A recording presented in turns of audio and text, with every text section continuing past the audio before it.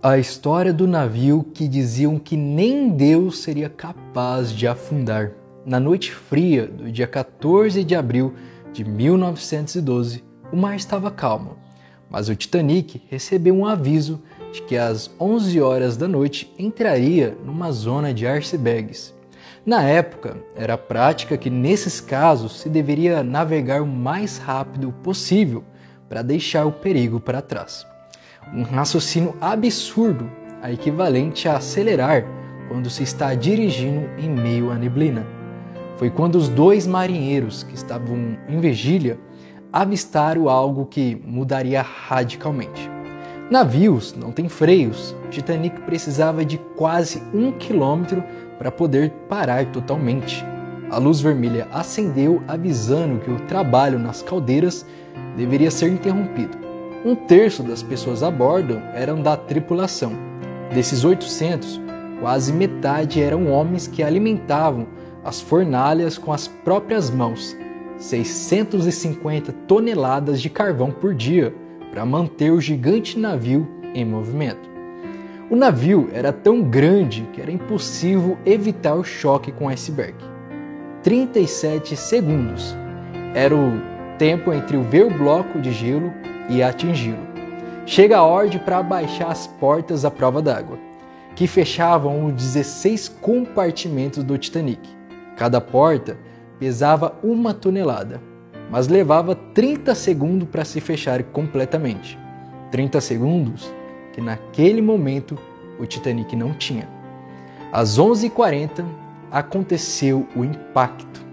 O primeiro a perceber algo de errado foram os trabalhadores da caldeira número 6. A manobra evitou uma colisão direta, mas o casco do navio raspou na parede de gelo que estava afiada como uma faca, e que foi suficiente para perfurá-lo. O estrago aconteceu já na parte da frente, do lado direito do navio. Cada compartimento de água possuía um sistema de drenagem com 2 bombas, capaz de sugar 28 toneladas de água por minuto. Isso poderia salvar o Titanic, mas era água demais entrando sem parar, principalmente porque o capitão do Titanic, Edward Smith, achando que os danos não fossem tão grandes, deu ordem para os motores voltassem a funcionar. Ainda que com velocidade reduzida, quanto mais o Titanic avançava, mais água entrava. Chegou às 11h52. O capitão então mandou parar os motores novamente, deixando o navio totalmente à deriva. Apesar da devastação dos andares de baixo, não havia pânico entre os passageiros.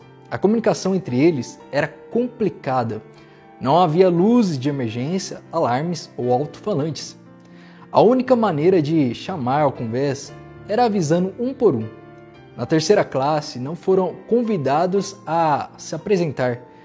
Eles estavam distantes, existiam quilômetros de corredores por dentro do navio, e a prioridade era ajudar os que estavam na primeira classe, ricos e milionários. O pedido de socorro para o navio também teve que ser entregue em mãos, escrito num pedaço de papel. O chamado por rádio também não foi correto. As coordenadas posicionaram o navio a 17 quilômetros noroeste de onde ele realmente estava. Enquanto isso, a água chegava à parte elétrica. E os rebites da fuselagem, eles ficaram tão quebradiços depois de muito tempo submersos embaixo da água que começaram a se soltar. O Titanic precisaria de 51 botes salva-vidas para acomodar todos os passageiros a bordo. Mas havia apenas 20. Mas esses eram 4 ainda mais do que as leis da época pediam. Na época, diziam que pela tecnologia avançadíssima do navio, era impossível ele afundar, então não haveria o porquê de tantos botes. Apesar dos poucos lugares, quase nenhum bote estava totalmente cheio. Haviam botes com apenas 5 passageiros quando havia capacidade para 20 pessoas. Os passageiros não foram avisados de que o navio estava afundando. A maioria ainda acreditava que era apenas um treinamento. A ideia de abandonar um navio enorme em uma noite muito gelada, embarcar em um minúsculo bote no meio do oceano, também era pouco atrativa. O primeiro barco salva-vidas só saiu 1 hora depois do impacto com o iceberg. Perdeu-se muito tempo. A proa já estava tão baixa que a água conseguiu invadir os dutos de ventilação, tomando conta de todo o navio. O Titanic ficou instável e começou a balançar. Só aí que veio o choque de realidade. O navio estava naufragando. A água estava gelada abaixo de zero. Muitos morreram de frios. Os coletes salva-vidas também se mostraram muito perigosos. Tinha uma espécie de rolha dura na parte de cima. Quem pulou de cima, ao cair na água, se feriu gravemente. Os estrondos persistiram por algum momento, até as estruturas simplesmente se romper ao meio. Algo que, apesar do relato de alguns passageiros, ninguém havia acreditado o que isso havia acontecido. Só quando foi descoberto em 1986 é que se confirmou que ele havia se partido em dois. Às 2h20 da madrugada, o Titanic finalmente afundou. 2h40 depois do impacto.